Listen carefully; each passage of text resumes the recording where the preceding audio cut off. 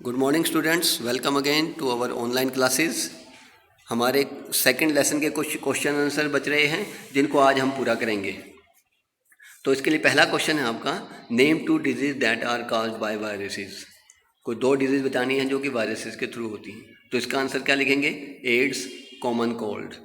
इसके बाद second question और पूछा है, write one important characteristic of viruses. तो आप इसमें एक इम्पोर्टेंट जो करेक्टरिस्टिक है वो बताना है आपको। वो क्या है कि ये तो नाइदर लिविंग है नॉर ही नॉन लिविंग है। तो हम लिख सकते हैं वायरसेस आर नाइदर लिविंग और non living. They become living और active when they enter inside the host cell और organism. Second question, in what type of environment can micro organism survive. किस टाइप के एनवायरनमेंट पे जो micro organism survive कर सकता है? Microorganisms can survive in all type of environments such as ice cold climate, hot spring, desert or marshy land. They are also found inside the bodies of the animals. Question third क्या बेटा? How are microorganisms used in cleaning environment? Answer, microorganisms decompose the dead organic matter such as dead plants and animals into simpler substance and clean up the environment. ये जो plants और organism जो होते हैं dead हो जाते हैं उनको क्या करते हैं, वो सिंपल कंपाउंड में मिक्स करके सॉइल में मिक्स कर देते हैं और उनको वहाँ से हटा देते हैं, जिससे कि हमारा इन्वायरमेंट क्लीन रहता है। क्वेश्चन 4 क्या बेटा? How is curd formed. दही हम घर में जमाते हैं, वो कैसे जमाते हैं? तो किस वजह से होता है, वो कैसे बनता है? The bacterium lactobacillus is present in curd. कौन सा बैक्टीरिया होता है? Lactobacillus. When a small quantity of curd is add to warm milk, these bacteria multiply in milk and convert it into curd. और वो उसके दूध में, जो ल्यूक वार्म दूध होता है उसमें वो मल्टीप्लाई करके दूध को दही में कन्वर्ट कर देते हैं। क्वेश्चन 5 क्या है? Yeast powder is added to flour and it is kneaded into a soft dough. What happen after 1 or 2 hours and why. तो क्या होता है इसमें बेटा कि यीस्ट का पाउडर अगर हम फ्लोर के अंदर मिलाते हैं, आटे के अंदर मिलाकर उसको गूंद देते हैं और उसका डो बना देते हैं, तो क्या होता है उसमें 1 या 2 घंटे के बाद? आंसर क्या है? After 1 or 2 hours the soft dough rises because yeast reproduce rapidly and produces carbon dioxide during respiration which increase the volume of the soft dough. तो उसका डो का जो वॉल्यूम है वो बढ़ना शुरू हो जाता है, क्योंकि जो यीस्ट है वो रिप्रोड्यूस करती हैं और वो रेस्पिरेशन करती है तो कार्बन डाइऑक्साइड रिलीज करती हैं, इसलिए वो फूल जाता है। नेक्स्ट है आपका, how did Alexander Fleming prepare penicillin. Alexander Fleming ने पेनिसिलिन कैसे प्रिपेयर करी? तो आंसर क्या है? While working on a culture of disease causing bacteria. तो एक बैक्टीरिया के ऊपर अपना अनुसंधान कर रहे थे। Alexander Fleming observe the spores of little green mould in one of his culture. उन्होंने क्या देखा कि एक स्पोर जो था, जो कि किसका था? मोल्ड, ग्रीन मोल्ड का स्पोर था, वो उसके एक स्लाइड के ऊपर कहीं से आ गया। He found that the presence of mould prevented bacterial growth. उसने क्या देखा कि वो जो स्पोर था मोसिस का, उसने क्या किया? बैक्टीरिया की ग्रोथ को प्रिवेंट कर दिया। From this mould he prepared penicillin. फिर उसने उसी मोल्ड से पेनिसिलिन का आविष्कार किया। नेक्स्ट है, how are antibiotics useful in farms and nurseries. Farm और नर्सरी में जो एंटीबायोटिक है वो कैसे यूजफुल होती है? Antibiotic are mixed with feed of livestock and poultry to check microbial infection in animals. तो जनरली आपने देखा होगा कि जो फार्म होते हैं उनके अंदर, मुर्गी फार्म वगैरह होते हैं, उसमें क्या करते हैं, फीड के अंदर थोड़े एंटीबायोटिक मिला दिए जाते हैं जिससे कि उनके अंदर इन्फेक्शन ना हो।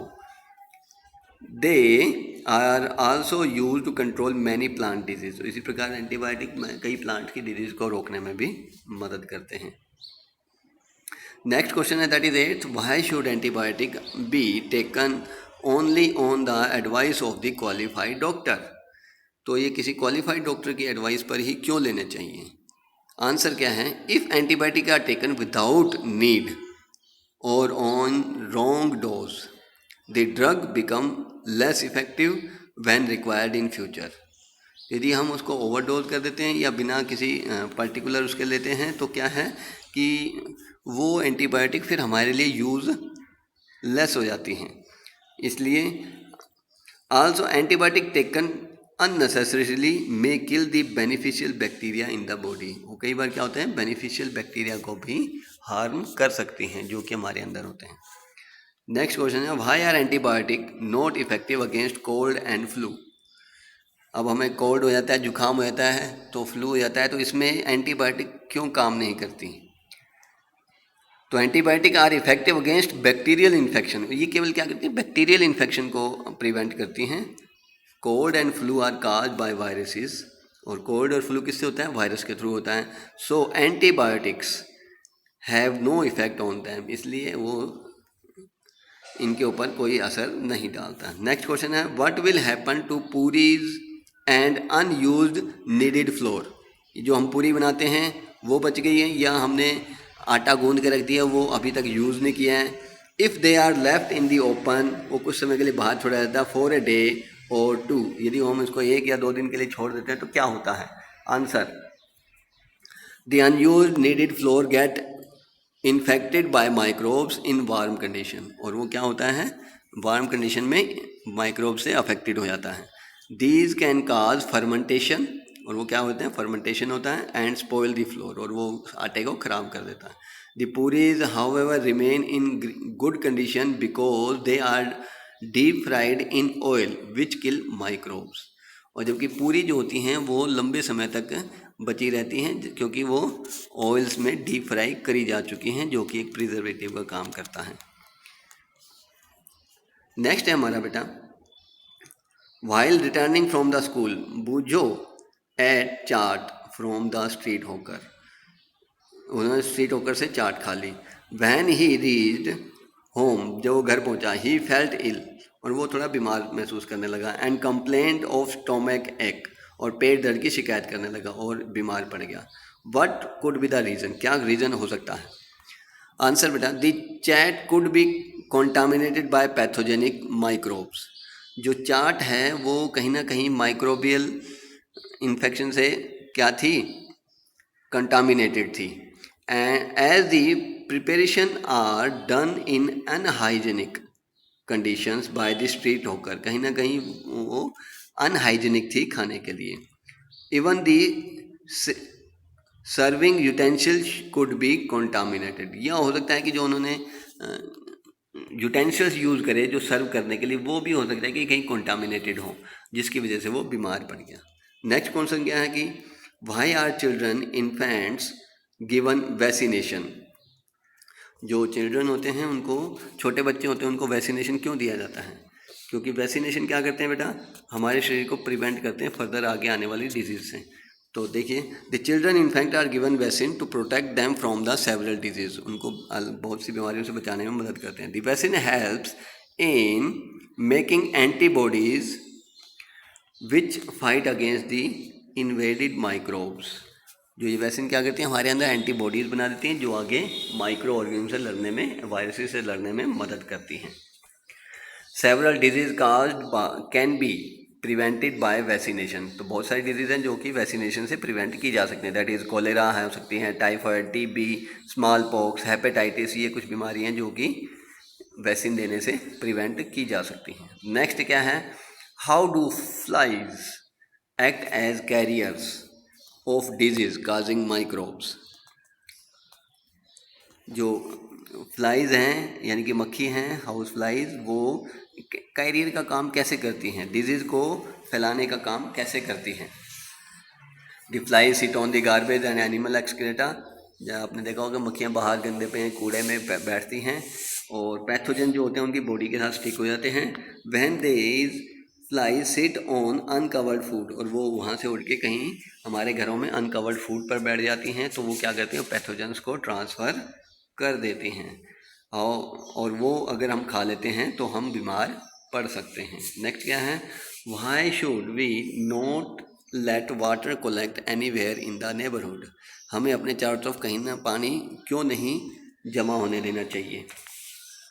तो मॉस्किटो जो होता है वो पानी में ही ब्रीड करता है, और अगर हमने जो खड़ा पानी होता है उसी में ब्रीड करते हैं। यदि हमने उस पानी को नहीं खड़े होने दिया तो मॉस्किटो की ब्रीडिंग यानी कि जो रिप्रोडक्शन है वो कम हो जाएगी। अगर उसकी रिप्रोडक्शन कम हो जाएगी तो मलेरिया का इफ़ेक्ट कम हो जाएगा।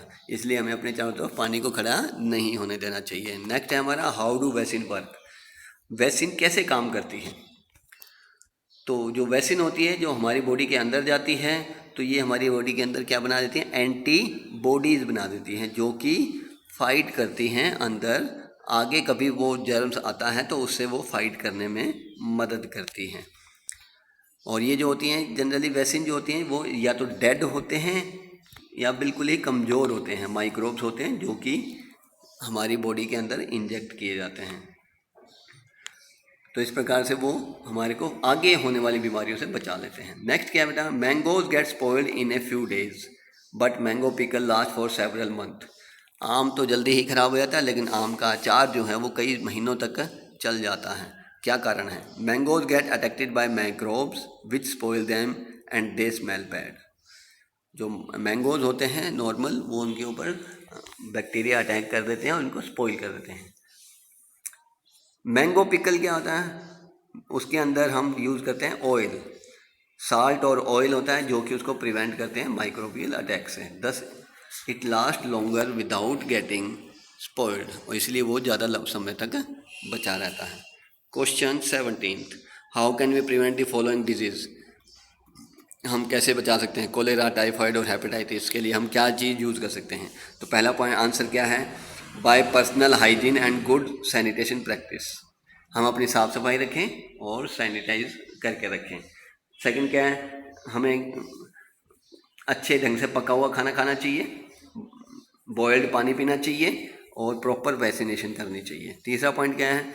वैक्सीनेशन और ड्रिंकिंग बॉयल्ड वाटर, इसके थ्रू हम इन बीमारियों से बच सकते हैं।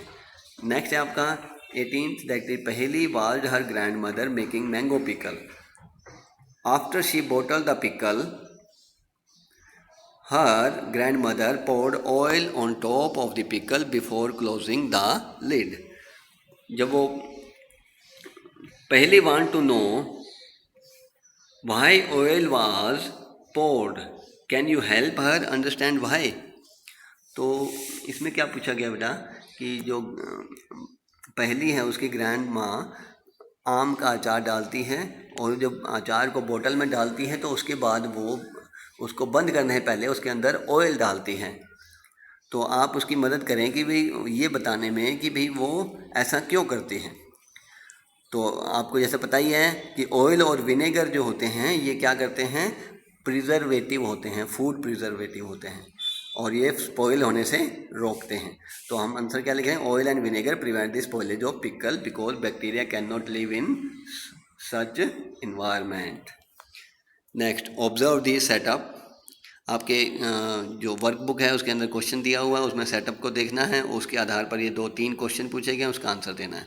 पहला क्वेश्चन क्या बोल रहा है? What happen in to the sugar solution A. तो आंसर क्या है इसका? Sugar get converted into alcohol and CO2 is produced by the action of yeast. Second क्या है? Which gas is release in A. A में कौन सी gas release? Carbon dioxide. और उसके बाद क्या क्या पूछा है? What changes will you observe in B when the released gas pass through it. और बी के अंदर आप क्या चेंज पाते हैं? तो लाइम वाटर जो होता है वो मिल्की कन्वर्ट हो जाता है। लाइम वाटर क्या होता है? दैट इज़ कैल्शियम हाइड्रोक्साइड होता है और वो जब कार्बन डाइऑक्साइड निकलती है तो उससे क्या है? रिएक्शन होती है और वो किस में कन्वर्ट होता है? कैल्शियम कार्बोनेट में कन्वर्ट हो जाता है जो कि प्रेसिपिटेट के फॉर्म में बैठ जाता है और थोड़ा सा वाटर के अंदर भी घुला रहता है, इसलिए वो कैसा हो जाता है? मिल्की हो जाता है वाटर। ये रिएक्शन हमने आपको 7th क्लास में बताई थी। नेक्स्ट है हमारा that is how does sugar prevent food. तो शुगर जो है वो कैसे प्रिवेंट करती है फूड को, और आपको बताना है sugar reduce the moisture content of food. जैसा कि हमने क्लास टाइम में बताया था कि शुगर क्या करती है? मॉइस्चर को रिड्यूस कर देती है। Which inhibit the growth of food spoilage bacteria, जो कि फूड स्पॉइलिंग बैक्टीरिया को की ग्रोथ को रोक देती है, इसलिए शुगर जो है वो प्रिवेंट करती है। नेक्स्ट क्वेश्चन क्या है? Name few food preserve by the salt. कुछ फूड जो कि साल्ट के थ्रू प्रिजर्व किए जा सकते हैं। तो इसमें देखिए क्वेश्चन फर्स्ट बी पार्ट है meat, fish, raw mangoes, tamarind, amla etcetera. तो कुछ ऐसे फूड भी हैं जो कि किससे, साल्ट से भी प्रिवेंट किए जा सकते हैं। Thank you for today, that's all.